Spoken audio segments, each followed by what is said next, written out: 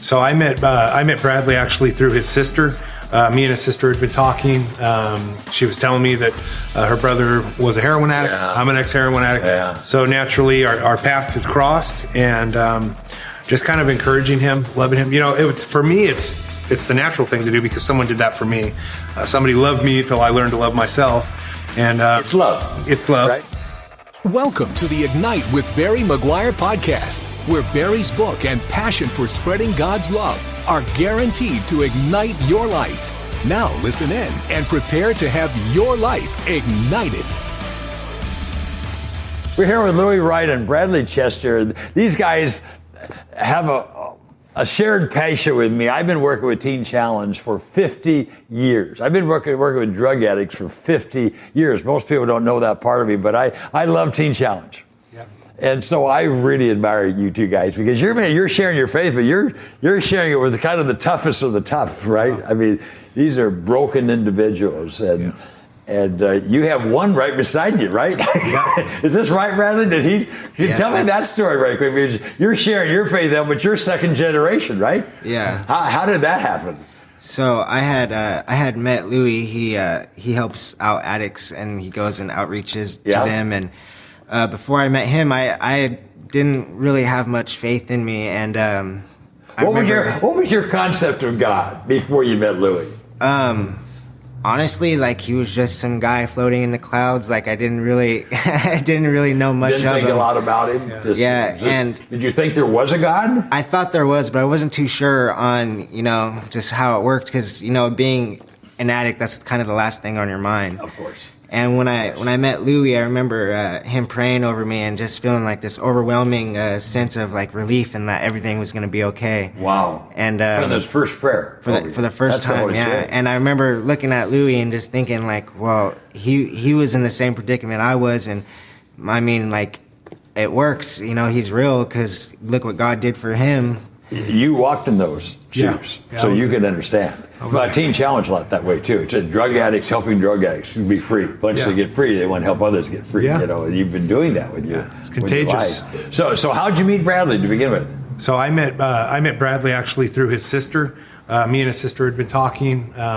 She was telling me that her brother was a heroin addict. Yeah. I'm an ex-heroin addict. Yeah. So naturally our paths had crossed, and just kind of encouraging him, loving him. For me, it's the natural thing to do because someone did that for me. Somebody loved me until I learned to love myself. And it's love. It's love. Right? Let's go back to this. Yep. It's this commonality of love. We need love. We need the love of God. We're desperate. Yeah. The world's desperate for God's love. Yeah. I didn't have to point out everything that was wrong with Bradley. Yeah. He knew, right? He just needed to be loved. Bradley needed to know that he was lovable. He knew what he was doing wrong. Yeah. Yeah, he needed to know. Every drug addict knows they're doing wrong and they should clean up, but it's hard for them to do that.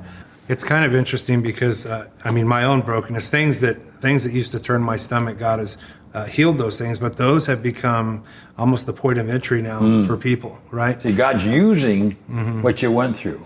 And now you're using those stories to bring the Bradley to this road. The very thing the devil used to try to kill me, God's using to heal people. Isn't that wonderful? Yeah.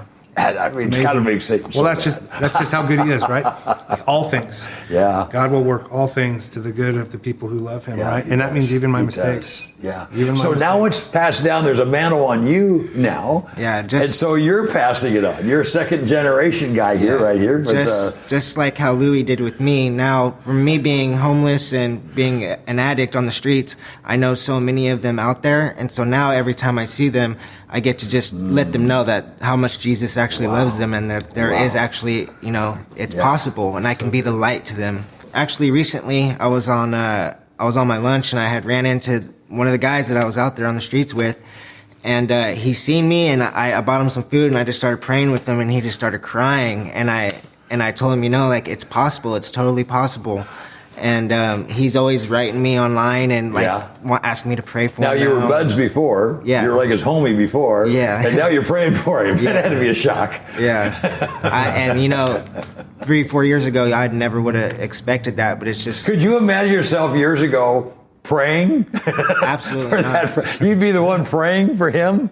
I mean, is that not crazy how God changes us and it just puts us in an entirely new place? Yeah, years ago, I was hopeless and lost, and now today, I know that, I went through all that for my testimony in order to let people know that, to be the light. Yeah. There are probably some people watching this right now that are fighting addictions. Mm-hmm. Okay?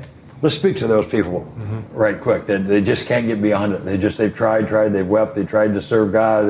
They're in that cycle. You know what that cycle is like. You try, you can't get out of the cycle.